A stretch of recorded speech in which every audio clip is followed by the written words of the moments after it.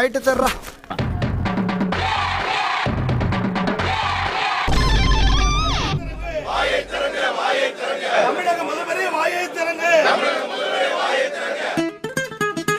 உள்ளவா எல்லாத்தையும் கெடுத்து விட்டு போறா இல்லையா பாரு. ஏன் காதுல விழவே இல்லையே?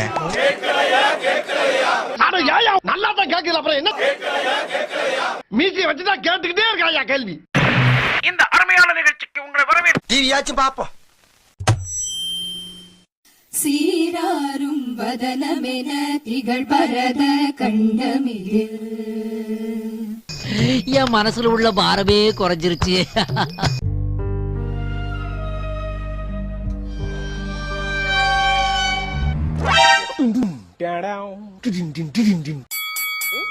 நிதி பற்றாக்குறை இருந்தாலும் தாவைக்கு அளித்த வாக்குறுதிகள் நிறைவேற்றப்படும் என்று ஆளுநர் அர்லேக்கர் தனது உரையில் குறிப்பிட்டிருக்கிறார். தாவைக்கு அளித்த வாக்குறுதிகள் இப்ப வருவான் வருவான் பாரு வரணும்.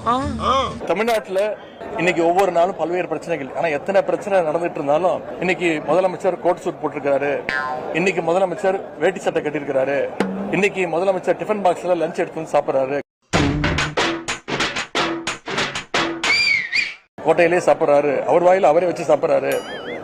தங்காதுரை ஒரு அளவுக்கு மேல பண்ண அப்படின்னு அவங்க கட்சியுடைய வர்ச்சுவல் அபியூசர்ஸ் எல்லாம் இப்படிப்பட்ட கண்டென்ட் எல்லாம் ட்ரெண்ட் பண்ணிட்டு இருக்காங்க.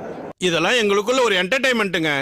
நம்முடைய முதலமைச்சர் அவர்கள் அண்ணா திராவிட முன்னேற்ற கழகத்தை சேர்ந்த சட்டமன்ற உறுப்பினர்கள்லாம் போய் ஆட்சி அமைஞ்ச நாள்ல இருந்து இன்னைக்கு வரைக்கும் ஒவ்வொரு நாளும் ஒவ்வொரு சட்டமன்ற உறுப்பினர்களா போய் தன்னுடைய ஆட்சியை காப்பாற்றிக்க பேனிக் பையிங் பண்ணிட்டு இருக்காரு. சார் நான் ஆட்டை போட்டு என்ன சார் ஆதாரம்? ஒண்ணுமே இல்லங்க, ஒண்ணுமே இல்லையா?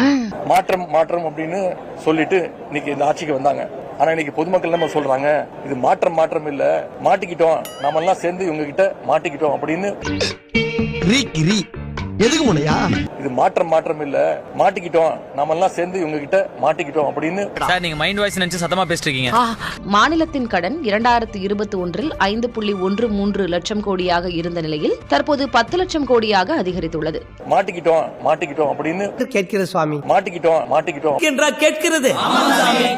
இந்த அரசு அமைஞ்சு ஒரு மாசத்துக்கு மேல ஆச்சு, 38 நாட்கள் ஆச்சு. இவங்களுக்குன்னு சொல்றதுக்கு சாதனைகள் எதுவுமே இல்ல. விதைச்சோன்னு பழம் சாப்பிடணும்னு நினைக்க முடியுமோ? இவங்க சொல்றது அறிவிக்கிறது எல்லாமே எங்களுடைய திராவிட மாடல் அரசினுடைய திட்டங்கள் தான், அதனுடைய நீட்சி தான். இந்த ட்ரெஸ்ஸ போட்டு தானே சிட்டிய பூரா ஏமாத்துறீங்க. அந்த மாதிரி அன்னை கிராமத்தை கொஞ்சம் ஏமாத்துறதுக்கு அனுமதிக்க கூடாதா? இந்த அரசு வெறும் ஒரு காப்பி பேஸ்ட் அரசாக, ஸ்டிக்கர் அரசாகத்தான் செயல்பட்டு கொண்டு இருக்கிறது. நானே ஒரு 5 தடவை பண்ணிட்டேன். எல்லாருமே பண்ணதாண்டா பண்றானுங்க. நம்ம காம்பினேஷன்ல பண்ணும்போது புதுசா இருக்கும். மிகப்பெரிய ஆச்சரியங்கள், அதிசயங்கள் இப்போ இங்க நடந்துகிட்டு இருக்கு. மரபு மீறப்பட்டிருக்கு. திமுக ஆட்சியில எப்பவுமே தேசிய கீதம் மட்டும்தான் தமிழ். அவங்க பேட்ஜ் அதை கூட குத்திட்டு வந்தாங்க. ஆனா ஒன்னே கொஞ்சம் ஜஸ்ட் மிஸ். அவங்க போன ஆட்சியில அப்படி வந்திருக்கணும், கொஞ்சம் காலத்தாவதான் இந்த ஆட்சியில வந்துட்டாங்க. என்ன போக்கு எதிர்கட்சியார என்ன நினைப்பான்? ஏரியா புதுசு, கொஞ்ச நாளைக்கு அப்படித்தான். பத்திரிகையிலே ஊடகத்திலையும் சொல்லிட்டு இருக்கிறீங்க. என்னுடைய மகன் மிதுன் அவர்கள் அரசியலை வருவதை பற்றி பல விமர்சனங்கள் தொலைக்காட்சியிலையும் ஊடகத்திலும் வந்திருக்குது. இது போதுமே, இதை வச்சு நாங்க 4 வாரம் ஓட்டுவோம். அது தவறு. என்னுடைய மகன் மிதுன் அனைத்து இந்திய அண்ணா திராவிட முன்னேற்ற கழகத்தில் அடிப்படை உறுப்பினராக மட்டும்தான் இருக்கின்றார். கட்சியில் எந்த பதவியிலும் இல்லை என்பதை திட்டவட்டமாக தெரிவித்துக் கொள்கின்றேன்.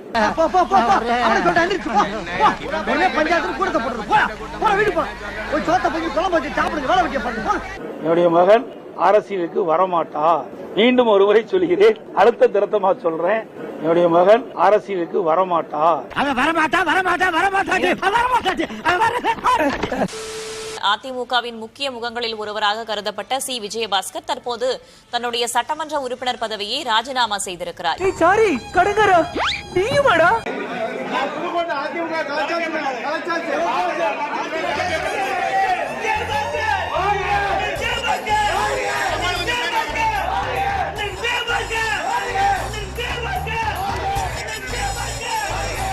பெட்டிக்குள்ள போன பாய் இங்கு வந்துட்டேன். Very good. எல்லாரும் ஜோரா ஒரு கை தட்டுங்க.